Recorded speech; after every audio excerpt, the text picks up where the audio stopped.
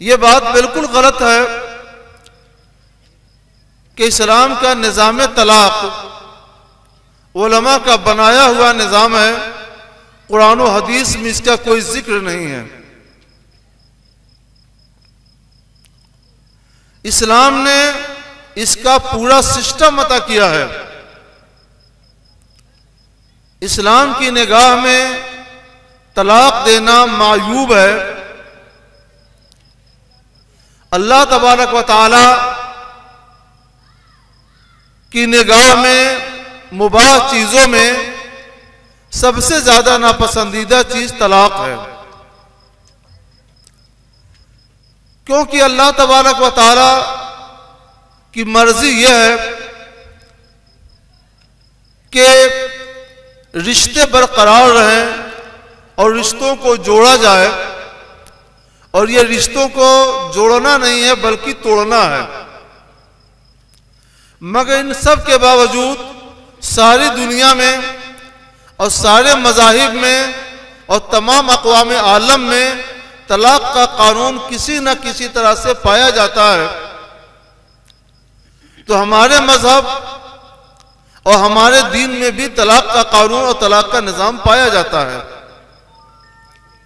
अगर दूसरे मजहब पर और दूसरी अक़वाम पर उंगली नहीं उठाई जाती है तो मजहब इस्लाम के इस निज़ाम हसन पर उंगली क्यों उठाई जाती है?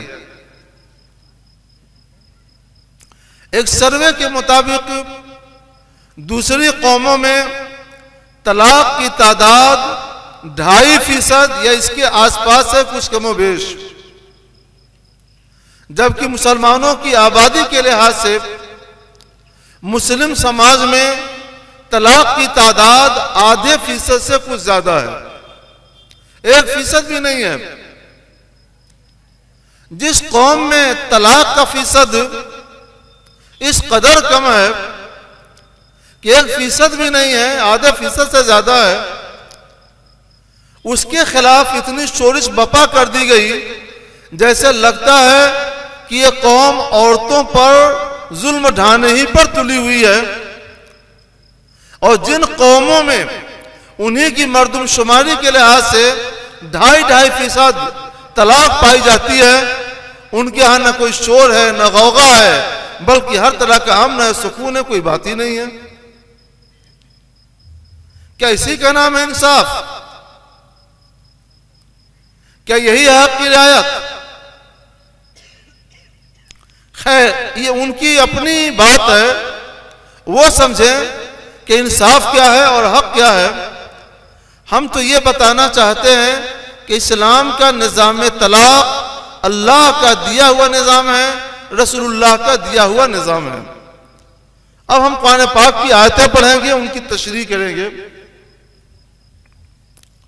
अल्लाह ताला इरशाद फरमाता है सूरह बकरा आयत नंबर 229, अत-तलाक़ु मर्रतान फ़इम्साकुम बिमारूफ़िन और तस्रीहुम बिइहसान। तलाक 2 बार है, फिर भलाई के साथ रोक लेना है या भलाई के साथ छोड़ देना। इसकी तशरीह फ़िक़्ह इस्लामी के माहिरीन ने यह की है कि कुरान तलाक़ हसन की रहनुमाई करता है। औरत जब हैज़ से पाक हो और उस पाकी के ज़माने में शौहर ने उसके साथ सोहबत जिमा न किया हो, अगर मियाँ बीवी के दरमियान ताल्लुकात बहुत खराब हो जाएं और समझाने बुझाने के बावजूद, पंचायत के बावजूद ताल्लुकात सही न हो सके, तो ये इजाजत है कि शौहर 1 तलाक़ सुन्नत दे दे। यानी जिस जमाने में औरत हैज़ से, माहवारी से पाक है और शौहर ने बीवी के साथ जिमा नहीं किया है, उस जमाने में 1 तलाक दे दे, ये तलाक़ हसन है, तलाक़ सुन्नत है। तलाक एक ऐसा लफ्ज है कि सुनते ही मुसलमान का दिल लरज़ उठता है और खौफ से उसका कलेजा कांपने लगता है। इसलिए तलाक के बाद शौहर का भी गुस्सा ठंडा होता है, बीवी का भी गुस्सा ठंडा होता है, वो नादिम और शर्मिंदा होते हैं, तो उन्हें हिदायत कर दी जाती है कि कोई बात नहीं है, हलाला की अभी हाजत नहीं है, निकाह जदीद की भी जरूरत नहीं है, नया मर मुकर्रर करने की भी कोई हाजत नहीं है। सिर्फ इतनी हाजत है कि दो मुसलमान गवाहों के सामने अपनी बीवी से ये कहो कि मैंने तुमको अपने निकाह में वापस लिया। इसको रजात कहा जाता है फिक़्ह की इस्तिलाह में, और कुरान ने इसी को इमसाक कहा है, भलाई के साथ रोक लेना। अगर दोनों के ताल्लुकात बहाल नहीं हो पाते हैं समझाने बुझाने और पंचायत के बावजूद, तो उन्हें इजाजत है कि तलाक को बाकी रखें यहां तक कि इद्दत गुजर जाए। इद्दत गुजरने के बाद औरत को इख्तियार होगा कि अपने सवाबदीद के मुताबिक जहां चाहे निकाह करके अच्छी जिंदगी गुजारे। शौहर को इख्तियार होगा वो जहां चाहे निकाह करके अपनी जिंदगी गुजारे। और अगर इनका गुस्सा ठंडा नहीं होता है एक तलाक पर, तो शरीयत ये इजाजत देती है कि जब औरत दूसरे हैज से पाक हो जाए तो उस जमाने में सोहबत से पहले पहले शौहर उसको एक तलाक और दे सकता है। इन्हीं दोनों तलाकों के बारे में कुरान फरमाता है फइमसाकुम बेमारूफ, भलाई के साथ रोक लेना है कि इसके बाद अगर शौहर चाहे तो भलाई साथ रोक ले, रजत कर ले, दो गवाहों सामने कह दे कि मैंने तुमको अपने निकाह में वापस ले लिया। और अगर मियाँ बीवी का गुस्सा ठंडा नहीं होता, ताल्लुकात उस्तवार नहीं होते, तो इजाजत है इद्दत गुजर जाए, उसके बाद अपनी अपनी मर्जी के मुताबिक जो जैसे चाहे वैसे जिंदगी गुजारे। इसको कुरान पाक ने तस्रीह भी एहसान कहा है, भलाई के साथ एहसान के साथ उसको छोड़ देना। इन दो तलाकों के बाद भी हलाला की हाजत नहीं होती है, निकाह की हाजत नहीं होती है, मारे जदीद की हाजत नहीं होती है। आसानी के साथ इनकी मुश्किल हल हो जाती है और ताल्लुकात बहाल हो जाते हैं।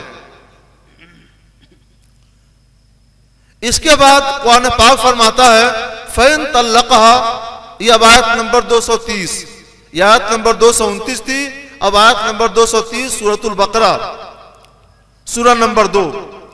कुरान फरमाता फ़इन तल्लक़हा फला तहिल्लु लहू मिन बादु हत्ता तनकिहा ज़ौजन गैरह, फ़इन तल्लक़हा फला जुनाह अलैहिमा अन यतराजआ। अगर शौहर ने तीसरी तलाक भी दे दी तो अब यह औरत पहले शौहर के लिए हलाल न होगी जब तक कि वह दूसरे शौहर के साथ न रह ले। अब वो जो आसानी थी कि हलाला की हाजत नहीं है, निकाह जदीद की हाजत नहीं है, रजत कर ले काम चल जाएगा, वो आसानी खत्म हो गई, वह उस आसानी का दरवाजा बंद हो गया। अब कुरान फरमाता है कि औरत अगर अपने पहले शौहर की तरफ वापस जाना चाहती है तो इसके हल की राह सिर्फ हलाला है। फला तहिल्लु लहू मिन बादु हत्ता तनकिहा ज़ौजन गैरह, तीसरी तलाक के बाद औरत पहले शौहर के लिए हलाल न रहेगी जब तक कि दूसरे शौहर के पास न रह ले, यानी दूसरे मर्द के साथ निकाह सही करे, उसके साथ रात गुजार ले, सोहबत हो ले। इसके बाद अगर वो शौहर तलाक दे दे, कौन फरमाता है फ़इन तल्लक़हा, अब अगर ये दूसरा शौहर भी उसको तलाक दे दे फला जुनाह अलैहिमा, तो अब इन दोनों पर कोई हरज और कोई गुनाह नहीं है क्या ये तराजा कि फिर से आपस में निकाह कर ले, यानी ये औरत पहले शौहर के साथ मिल करके दोनों आपस में निकाह कर लें। अब इसमें कोई हरज की बात नहीं है। कुरान पाक की इन दोनों आयतों से यह साबित होता है कि तलाक एक बार भी है पाकी के जमाने में, तलाक दो बार भी है पाकी के जमाने में, और तलाक 3 बार भी है, ये भी पाकी के जमाने में। फर्क यह है कि एक बार तलाक दी है तो उसे रजत कर लेने का इख्तियार है, निकाह और हलाला की हाजत नहीं। 2 बार तलाक दे देगा तो भी रजत कर लेने का इख्तियार है, निकाह और हलाला की हाजत नहीं। लेकिन अगर तीसरी पाकी के जमाने में सोहबत से पहले वो तीसरी तलाक दे देगा तो अब रजत काफी नहीं होगी, बल्कि इसके लिए कुछ मरहले तय करने पड़ेंगे। और वो मरहला यह है कि औरत किसी मर्द से निकाह सही करे, उसके साथ कुछ वक्त गुजारे, सोहबत हो ले, अब उसकी मर्जी। अगर वो इसे तलाक दे दे तो कुरान कहता है कि अब वो औरत और पहला शौहर इन दोनों पर कोई हरज नहीं है, कोई गुनाह नहीं है कि ये आपस में फिर से निकाह कर लें। तो 1 तलाक का कानून ये भी कुरान ने दिया, 2 तलाक का कानून ये भी कुरान ने दिया, 3 तलाक का कानून ये भी कुरान ने दिया, हलाला का कानून ये भी कुरान ने दिया। और इस सिस्टम से अगर कोई तलाक दे और फिर हलाला हो तो कुरान शहादत देता है फला जुनाह अलैहिमा यतराजा, इन दोनों पर कोई गुनाह नहीं है, कोई हरज नहीं है कि ये बाहम फिर से आपस में निकाह करना, कोई हरज नहीं है, कोई गुनाह नहीं है। इसलिए यह कहना कि तलाक उलमा का बनाया हुआ कानून है, मुसलमानों को गलतफहमी में डालना है। यह कहना कि तलाक मौलवियों का बनाया हुआ कानून है, यह सरतासर झूठ है, धोखा है और फरेब है। यह कहना कि मुतलकन यह कहना कि 3 तलाक के जरिए निकाह का रिश्ता खत्म करना बहुत ही नापसंदीदा चीज है और बहुत ही मायूब अमर है। इस सिस्टम से अगर कोई 3 तलाक देता है तो इस्लाम उसे तलाक हसन कहता है, इस कुरान उसकी इजाजत देता है। इसलिए इसको नापसंदीदा कहना ये खुद बहुत नापसंदीदा है। ये सब बातें वही लोग कह सकते हैं जिन्होंने कुरान पाक की आयतों की तिलावत नहीं की है, जिनके सीनों में कुरान पाक की आयतों का नूर रोशनी नहीं पैदा कर रहा है। ऐसे ही लोग ये बातें कर सकते हैं। कोई भी बात किसी मजहब के बारे में करने से पहले जरूरी है कि उस मजहब की बुनियादी किताबों का मुताला कर लिया जाए, फिर कोई बात कही जाए।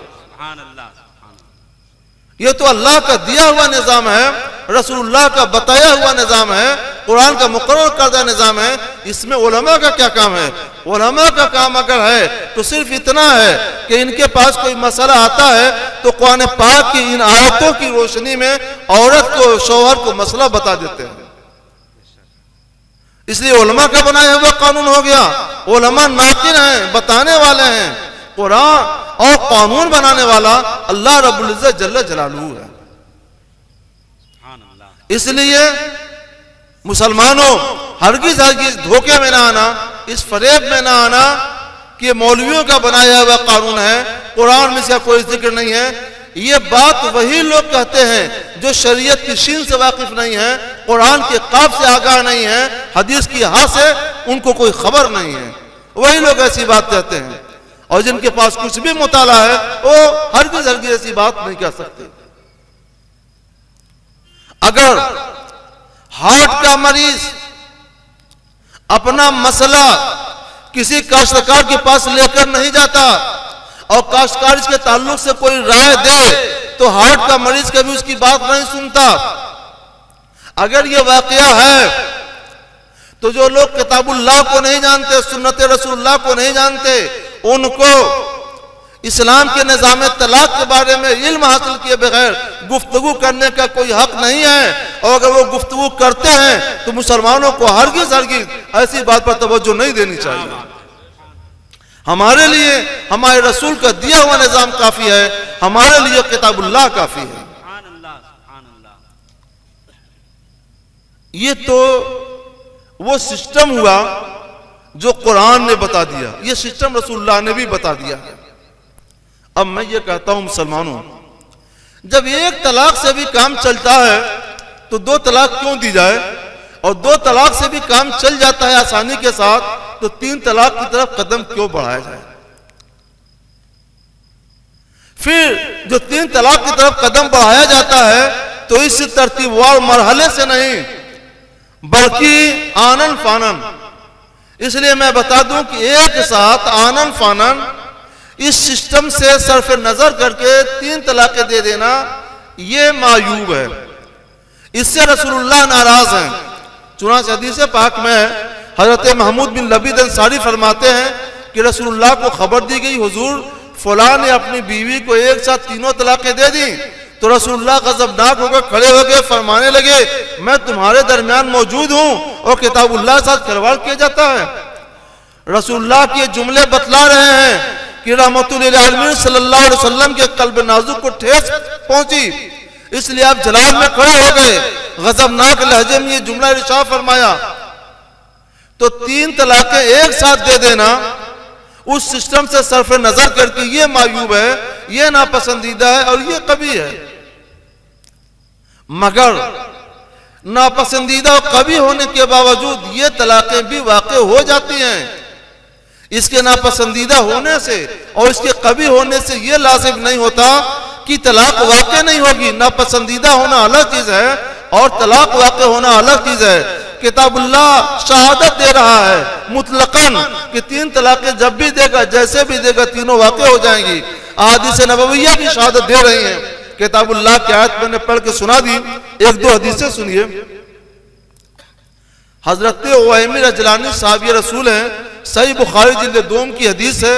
यह हदीस बहुत तफसीली है, उसका हम बहुत इख्तिसार के साथ वाक़या पेश करते हैं। हजरत उवैमिर अजलानी रसूलुल्लाह की बारगाह में हाजिर हुए, या रसूलल्लाह, मैंने अपनी बीवी को नागुफ्तबे हालत में पा लिया। क्या फरमाते हैं? सरकार ने फरमाया कि तुम्हारे बारे में अल्लाह ने आयत करीमा नाजिल फरमा दी है, तुम कसम खाओ। कसम खा लिया इन्होंने, क्या रसूलल्लाह मैं झूठ सच्चा हूं, झूठ बोलूं तो लानत। औरत हुक्म हुआ कि तुम कसम खाओ, उसने भी कसम खा लिया, रसूलल्लाह मैं सच्ची हूं, झूठ बोलूं तो लानत। हजरत उवैमिर अजलानी मखमसे के शिकार हो गए। अगर ये कसम नहीं खाती तो फैसला मेरे हक में होता, इसने कसम खा लिया और रसूल गिरामी वक़ार रहमतुल लिल आलमीन है, कहीं ऐसा ना हो आप ये फैसला कर दें कि जब दोनों ने कसम खा लिया तो जाओ मिलजुल करके समझौता करके एक साथ जिंदगी गुजारो। इन्होंने ऐसी हालत में बीवी को देखा था कि दिल से चाहते थे, दिल से उसको नापसंद करते थे और उसको रखना नहीं चाहते थे। इसलिए इन्होंने सोचा कि अब ऐसी कोई तरकीब इख्तियार करनी चाहिए कि उसको अपनाने के बाद एक साथ रहने का फैसला हो ही ना सके। चुनांचे सुनने अबू दाऊद सुनने ये सहीहुल बुखारी के कलमात हैं कि फतल्लक़ा सलासन मिन गैर अन यअमुरहु रसूलुल्लाह सल्लल्लाहु अलैहि वसल्लम। हजरत उवैमिर अजलानी ने अपनी बीवी को रसूलुल्लाह के हुक्म के बगैर 3 तलाक़ें दे दी। और सुनने अबू दाऊद के अल्फाज हैं फतल्लक़ा सलासत तत्लीक़ात इंद रसूलुल्लाह सल्लल्लाहु अलैहि वसल्लम फअनफ़ज़ ज़ालिक फअनफ़ज़हु रसूलुल्लाह सल्लल्लाहु तआला अलैहि वसल्लम। सुनने अबू दाऊद की हदीस के का मतलब यह हुआ कि हजरत उवैमिर ने रसूलुल्लाह की बारगाह में 3 तलाक़ें इकट्ठी दे दी तो रसूलुल्लाह सल्लल्लाहु अलैहि वसल्लम ने 3 तलाक़ों को नाफिज़ फरमा दिया। देखिए ये अलग अलग महीनों में 3 तोहर में और 3 पाकी के जमाने में 3 तलाक नहीं दी जा रही है, बल्कि एक साथ एक वक्त में एक लफ्ज में 3 तलाक़ें दी जा रही हैं और बारगाह रिसालत से फरमान सादिर किया जा रहा है कि 3 तलाक़ें वाक़ हैं और नाफिज़ हैं। हज़रत आमिर शाबी रज़ी अल्लाह ताला अन्हु बहुत बड़े ताबिई हैं। इन्होंने एक सहाबिया हज़रत फातिमा बिन्त कैस से कहा कि आप अपनी तलाक का वाक़या बताएं। वो कहने लगी मेरे शौहर यमन जाने के लिए घर से निकल रहे थे और निकलते वक्त उन्होंने मुझे 3 तलाक़ें दे दी। फतल्लक़नी सलासा, 3 तलाक़ें उन्होंने मुझे दे दी। वो पूछते हैं फिर क्या हुआ? तो उन्होंने फरमाया ये मुकद्दमा सरकार की बारगाह में पेश हुआ। फ़अजाज़ ज़ालिका रसूलुल्लाह सल्लल्लाहु अलैहि वसल्लम, अल्लाह के रसूल सल्लल्लाहु अलैहि वसल्लम ने 3 तलाक़ों को नाफिज़ कर दिया। ये 3 महीनों में और 3 पाकियों में 3 तलाक़ें अलग अलग नहीं दी गई थी, एक साथ हज़रत फातिमा बिन्त कैस के शौहर ने 3 तलाक़ें दे दी थी। और जब मुकद्दमा रसूलुल्लाह की बारगाह में पेश हुआ तो रसूलुल्लाह ने एक साथ 3 तलाक़ें दे दी। कहाँ हैं वो लोग? जो कहते हैं कि उलमा का बनाया हुआ कानून है। ये उलमा का नहीं, रसूलुल्लाह का बनाया हुआ कानून है, दिया हुआ कानून है। और रसूलुल्लाह का दिया हुआ कानून हकीकत में अल्लाह ताला का दिया हुआ कानून है। और जो कानून कुरान का हो, हदीस का हो, अल्लाह का हो, रसूल का हो, एक हुकूमत नहीं सारी दुनिया की हुकूमतें मिलकर उसको बदलना चाहें तो अपने कागज में बदल सकती हैं, लेकिन अल्लाह ताला के यहाँ, रसूलुल्लाह के यहाँ, मुसलमानों के सिस्टम में वो कानून न कभी बदला है न बदल सकता है कौल मोहम्मद, कौल खुदा, फरमान न बदला जाएगा, बदलेगा जमाना लाख मगर कुरान न बदला जाएगा। नारे तकबीर, नारे रिसालत, हुजूर मुहक्किक मसाइल जदीदा। सुभान अल्लाह, सुभान अल्लाह। तलाक क्यों होती है? एक तो बर्दाश्त न करने की वजह से, आज शौहर गुस्से में आ जाता है औरत की किसी बात पर और बर्दाश्त नहीं कर पाता, इसलिए तीनों तलाक़ें एक साथ दे जाता है। ये हमारी बहुत बड़ी कमजोरी है कि हम गुस्से पर काबू नहीं पाते हैं, कंट्रोल नहीं कर पाते हैं। मुसलमानों, कोई आदमी गुनाह पर कादिर हो और गुनाह न करे, गुनाह से बच जाए तो उसको डबल अज्र मिलता है और उसका ओहदा भी, मर्तबा भी अल्लाह की बारगाह में ऊंचा हो जाता है। कोई अपने ज़ेरदस्त और कमजोर के साथ एहसान कर दे तो अल्लाह ताला उसके ऊपर एहसान फरमाता है। ये बीवियां ज़ेरदस्त है, तुम्हारी महकूम है और ये टेढ़ी पिछली से पैदा की गई हैं। रसूल गिरामी वक़ार सल्लल्लाहु अलैहि वसल्लम की हदीस है कि अगर तुम उनको सीधी करनी चलोगे तो तोड़ डालोगे और वो तोड़ना तलाक है। पिछली टेढ़ी है, वो सीधी नहीं हो सकती है, और सीधी करना चाहोगे तो पिछली टूट जाएगी। औरतों को तुम सीधी करना चाहो, औरतें सीधी तो नहीं होगी मगर तुम तलाक दे करके अपने रिश्ते से उनको जुदा कर सकते हो। इसलिए औरतों के बारे में तुम्हें भलाई की वसीयत करता हूं, उनके साथ भलाई करना, उनके साथ एहसान करना, ये सरकार का हुक्म है। और याद रखो, जो अपनी महकूम औरत के साथ और ज़ेरदस्त के साथ काबू होते हुए एहसान करे, उनकी बदअखलाकी पर सब्र कर जाए, उनकी इज़्ज़त रसानी को बर्दाश्त कर ले, तो अल्लाह रब्बुल इज़्ज़त जल्ल जलालुहु इस सब्र की वजह से उसको अजर अता फरमाता है और दूना अजर अता फरमाता है, उसका मर्तबा भी बुलंद फरमाता है। आज अगर हमारे मुसलमान भाइयों ने सब्र किया होता तो उनको अल्लाह के यहाँ डबल अजर भी मिलता, अल्लाह की बारगाह में उनका मर्तबा भी बुलंद होता। और आज जो 8-10 महीने से हमारे सामने मुस्लिम पर्सनल अल्लाह में मुदाखलत बेजा की मुश्किल आन खड़ी है, ये मुश्किल भी सामने नहीं आती। मैं आपको बताऊं कि हमारे बुजुर्गों ने औरतों की इज़ाओं पर कैसे कैसे सब्र किया है। ये उलमा, इनके घर में तलाक नहीं होती, ये सब्र कर जाते हैं। ये उफ़ाज़, इनके घरों में तलाक नहीं होती, ये सब्र कर जाते हैं। ये क़ुर्रा, इनके घरों में तलाक नहीं होती, ये सब्र कर जाते हैं, क्योंकि इन्होंने बारगाह रिसालत से यही सबक सीखा है और ये अल्लाह से यही सबक सीखा है। हजरत शेख फरीदुद्दीन अत्तार रज़ी अल्लाह ताला अन्हु बड़े पाए के वली हैं। वो अपनी किताब तज़किरतुल औलिया में लिखते हैं कि हजरत शेख इमाम अबुल हसन खरकानी रज़ी अल्लाह ताला अन्हु, ये खुद बहुत ज़बरदस्त वलीउल्लाह हैं। इनकी विलायत की शोहरत सुनी शेख अबू अली बिन सीना ने। बहुत बड़े हकीम, मंतिकी, फलसफी। तो मिलने के लिए आए, बीवी से पूछा शेख कहाँ हैं? तो बीवी ने कहा कोई शेख फैख नहीं रहता है। कौन शेख? कह रहे वो अबुल हसन खरकानी। कहते वो तो मेरा शौहर है, वो बहुत झूठा है, मक्कार है, उस मक्कार से मिलने के लिए चले आए। जाओ मिलना है तो जंगल में लकड़ियां काटने गया हुआ है, वहीं मिल जाएगा। ये हैरत ज़दा रह गए, उनकी विलायत की इतना चर्चा सुनता हूं और उनकी बीवी के उनके ताल्लुक से ऐसे तासुरात। लोगों से पूछा कहां मुलाकात होगी, तो लोगों ने बताया कि वो जो बुजुर्ग आ रहे हैं वही हैं शेख अबुल हसन खरकानी रहमतुल्लाह अलैह। ये देख कर हैरत ज़दा रह गए। एक शेर आ रहा था, उस शेर की पीठ पर लकड़ियों का बोझ रखा हुआ था और उसके साथ एक बुजुर्ग बैठे हुए थे। लोगों ने बताया कि वही शेर सवार हजरत इमाम अबुल हसन खरकानी रहमत रज़ियल्लाहु ताला अन्हु हैं। ये गए, शेर ने कुछ भी नहीं कहा, उनका कदम चूम लिया। हुजूर, आपकी विलायत में आपका मर्तबा इतना ऊंचा और आपकी बीवी के तासुरात आपके ताल्लुक से इतने खराब। तो मुस्कुराकर फरमाने लगे कि मैंने उसकी ज़हर आसानी पर सब्र किया है तो अल्लाह ताला ने मुझे इस सब्र पर यह आज अता फरमाया कि विलायत के इतने ऊंचे मनसब पर फायज कर दिया। मुसलमानों, तुम वलियों के मानने वाले हो, क्या तुम सब्र नहीं कर सकते? वलियों के रास्ते पर नहीं चल सकते? आज हमने वलियों के रास्ते पर चलना छोड़ दिया तो ये बुरे दिन हमको देखने पड़े। तौबा कर लो 3 तलाक से, बाकी तौबा कर लो तलाक देने से। तुम्हारे घर में तलाक की तो नहीं सुनने में आनी चाहिए, तलाक का लफ्ज नहीं बोला जाना चाहिए। जिस दिन तुमने ऐसा कर लिया अल्लाह राजी हो जाएगा, अल्लाह के रसूल राजी हो जाएंगे। हमने बताया कि रसूलुल्लाह नाराज हो गए थे जब उन्होंने सरकार ने सुना कि एक शख्स ने अपनी बीवी को एक साथ 3 तलाकें दे दी। एक तलाक के वाक़े पर रसूलुल्लाह इतने नाराज हो गए।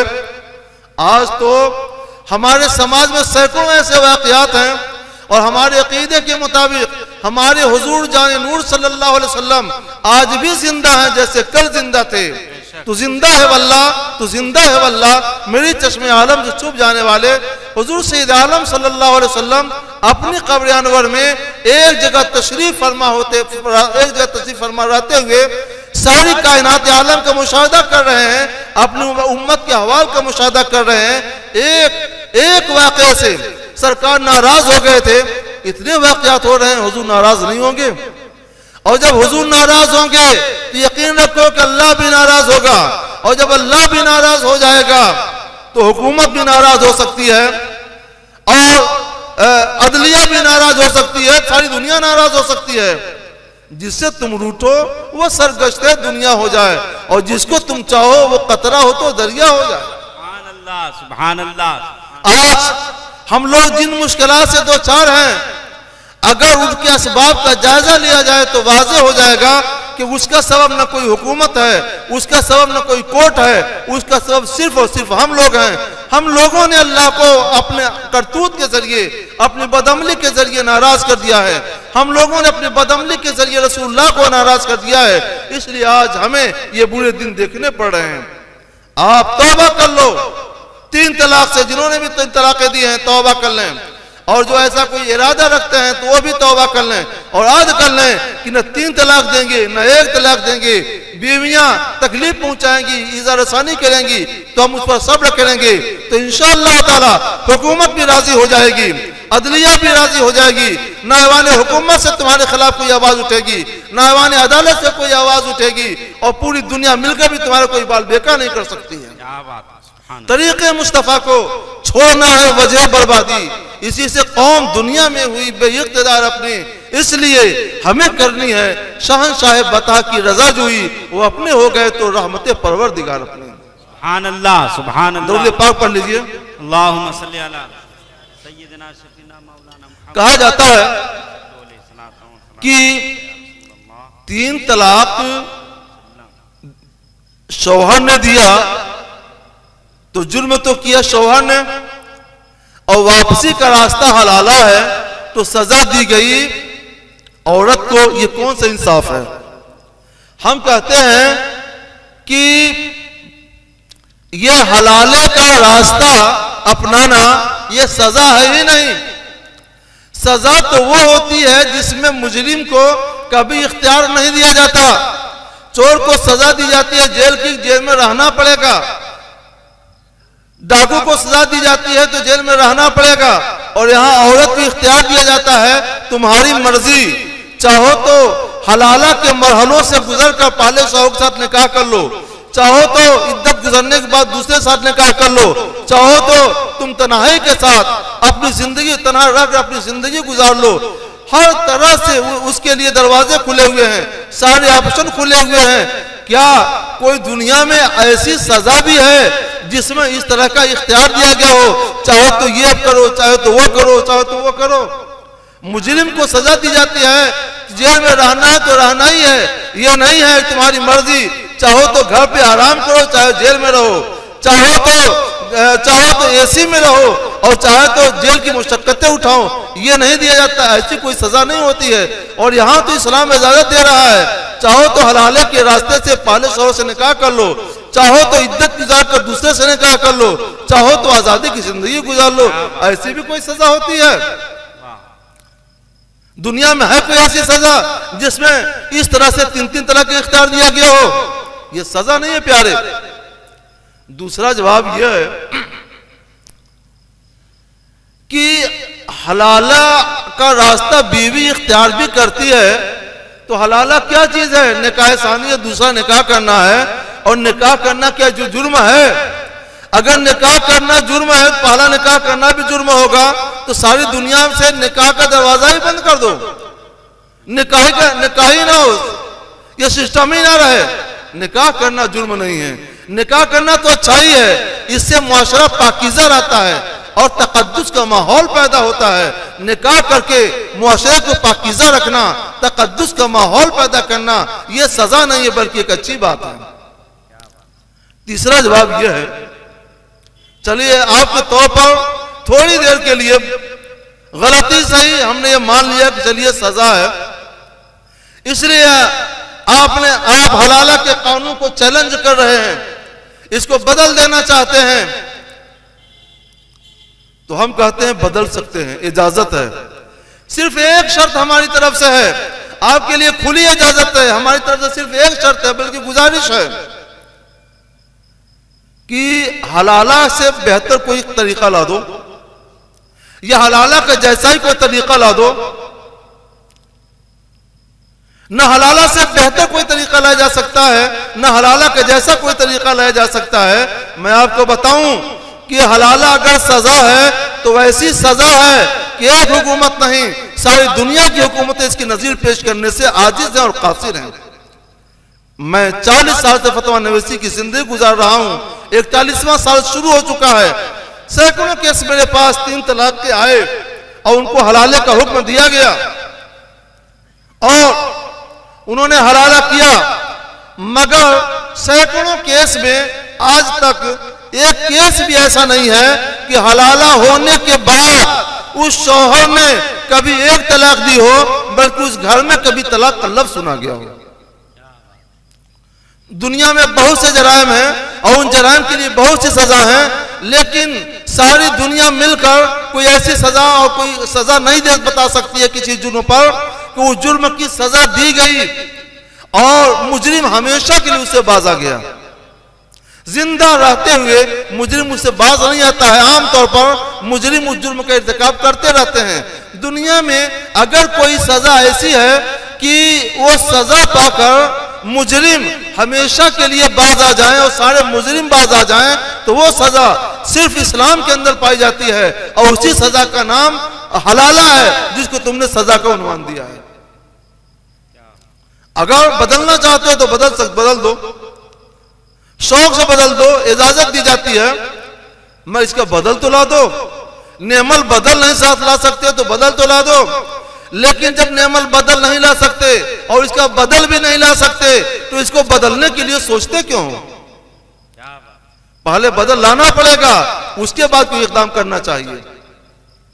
यह कहा जाता है कि तलाक का इख्तियार सिर्फ शौहर को दिया गया, औरत को नहीं। यह तो मुसावात के खिलाफ है, इंसाफ के खिलाफ है, जबकि इस्लाम अलमबरदार, मुसावात का और अदल का अलमबरदार है। मैं कहता हूं नहीं, मुसावात सिर्फ 5 चीजों में जरूरी होती है: जान का तहफ्फुज, माल का तहफ्फुज, अक्ल का तहफ्फुज, दीन का तहफ्फुज, नसब का तहफ्फुज। तो शरीक का वक्त नहीं है, इनको नोट कर लिया जाए। इन 5 चीजों में मुसावात जरूरी होती है और बाकी हर चीज में मुसावात जरूरी हो। यह दुनिया की किसी तहजीब में नहीं है, दुनिया के किसी आईन में नहीं है, दुनिया के किसी दस्तूर में नहीं है। और खास तौर पर जहां हाकिमियत और महकूमियत का मसला हो, वहां तो इसको सोचा भी नहीं जा सकता।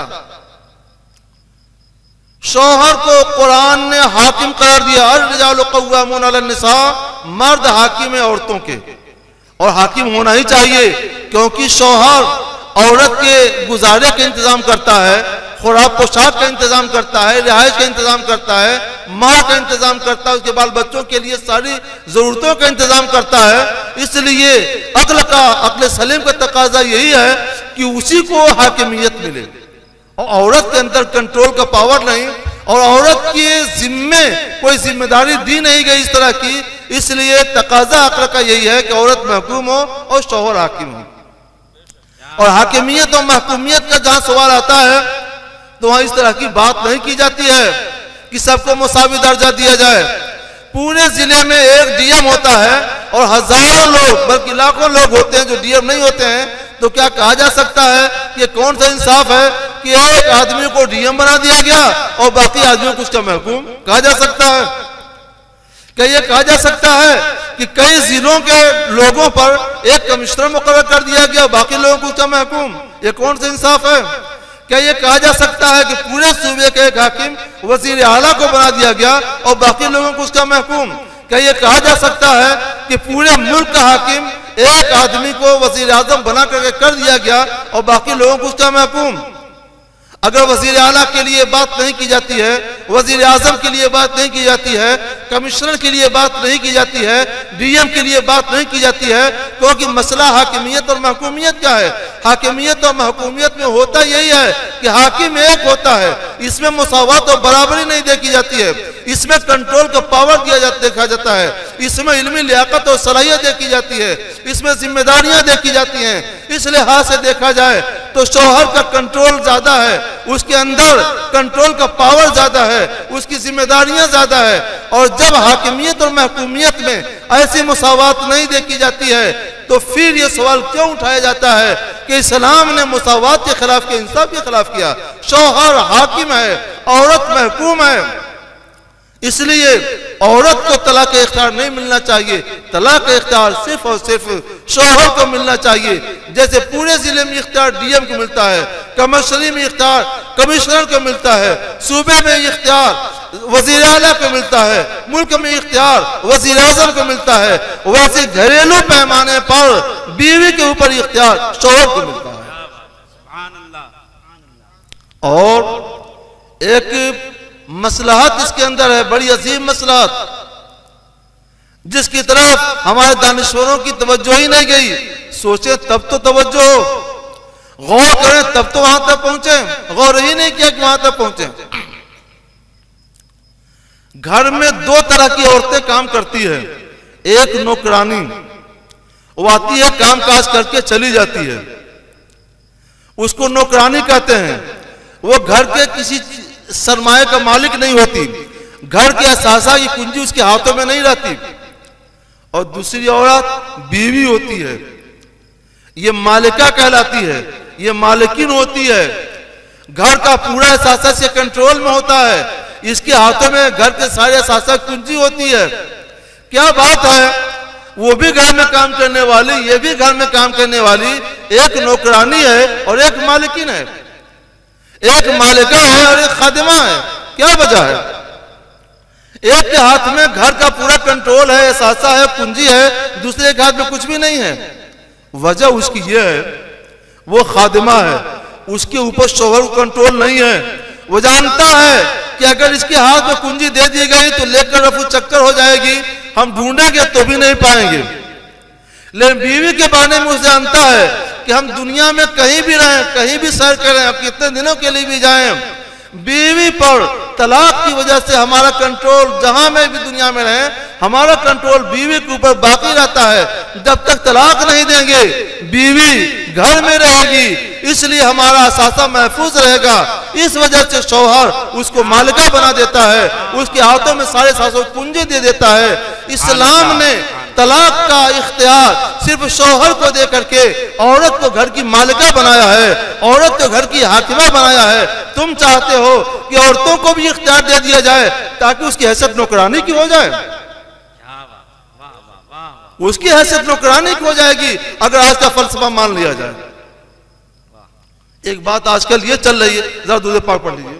अल्लाहुम्मा सल्ली अला सय्यिदिना शफीना मौलाना मुहम्मदिन बारिक वसल्लिम सल्लु अलैहि सलातो व सलाम अलैका। एक बात यह चल रही है कि शौहर अगर 3 तलाक देता है तो उसको सजा दी जाए।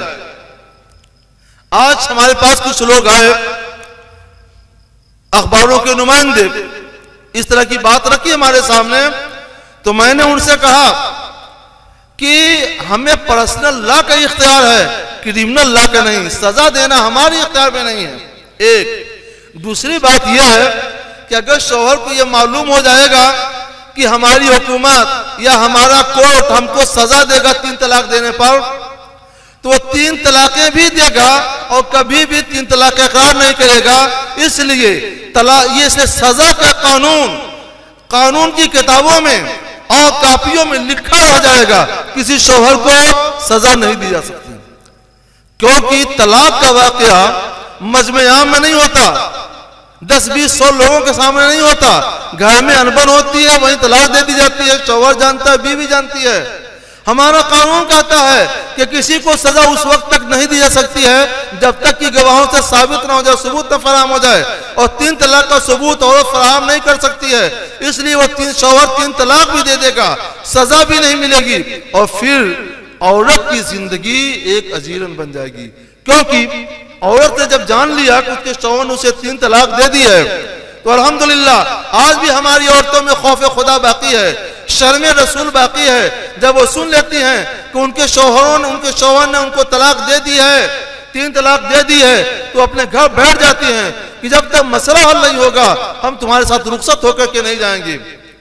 अगर ये कानून बना दिया जाता है, खुदा न करे कि ऐसी कोई बात की जाए कि शौहरों को सजा दी जाए, हम उस पर कोई एतराज नहीं करते, लेकिन हम इस मजमे-आम के जरिए ऐवान बाला तक हम अपनी दानिशमंदाना आवाज पहुंचा देना चाहते हैं कि अगर ऐसा कोई कानून बनता है, ऐसा कोई फैसला बनता है, तो जो औरतों को इंसाफ देने की बात है, इंसाफ तो अपने जगह पर, उनके ऊपर जुल्म सितम की हद हो जाएगी और कोई उनका पुरसाने हाल नहीं होगा। क्योंकि औरत बहरहाल अल्लाह से डरने वाली है, वो शौहर के साथ नहीं जाएगी, और शौहर सजा भी नहीं पाएगा क्योंकि वो 3 तलाक का इकरार नहीं करेगा। वो तो चाहे दूसरी शादी कर सकता है, करे चाहे ना करे, मैं औरत की जिंदगी तो आधार में लटकती हुई रह गई। वो शौहर वाली नहीं है क्योंकि उसके शौहर ने तलाक दे दी है, और बे शौहर वाली भी नहीं है क्योंकि शौहर जब वो तलाक का इकरार नहीं कर रहा है तो दूसरे के साथ निकाह नहीं कर सकती है। तो इसका फायदा क्या होगा?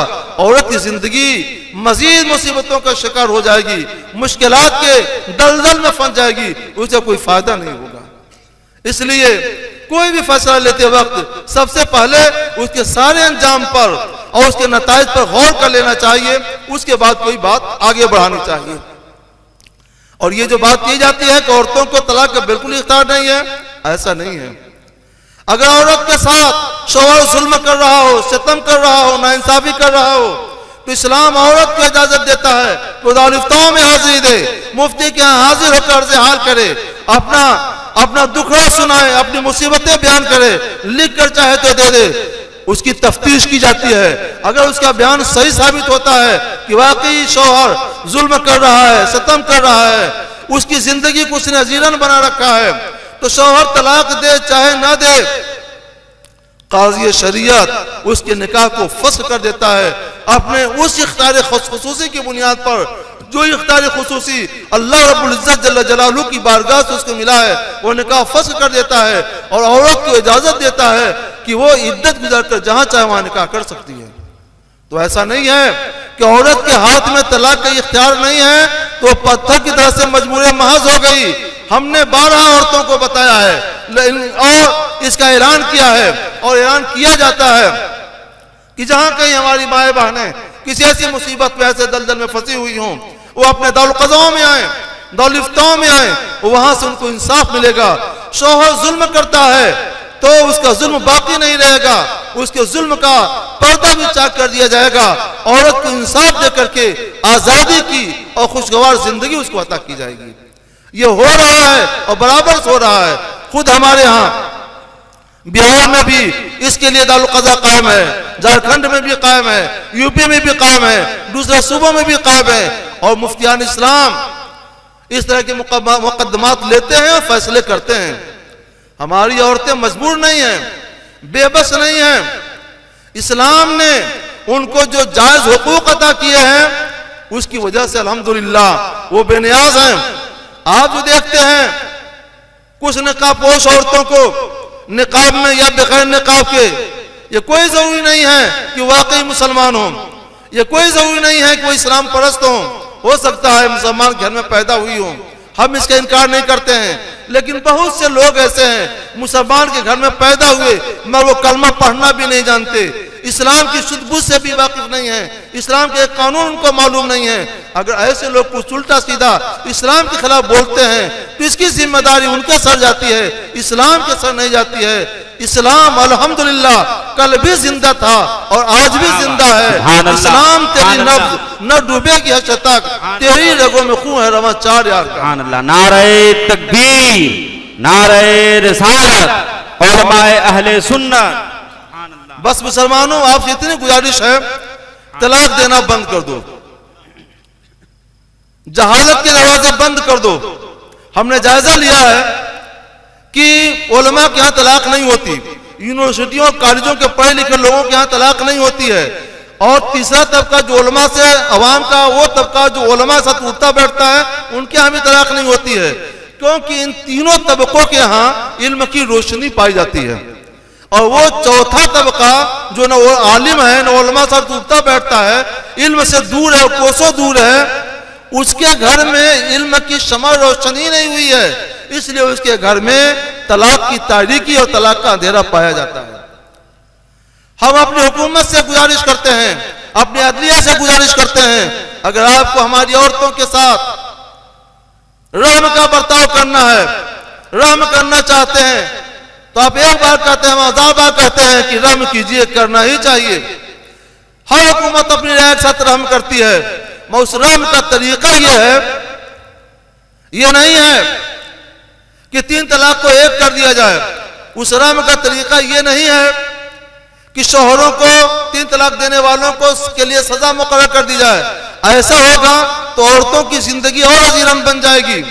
बल्कि इसके दूर करने का तरीका यह है कि मुसलमानों के घर घर में इल्म का उजाला फैला दिया जाए।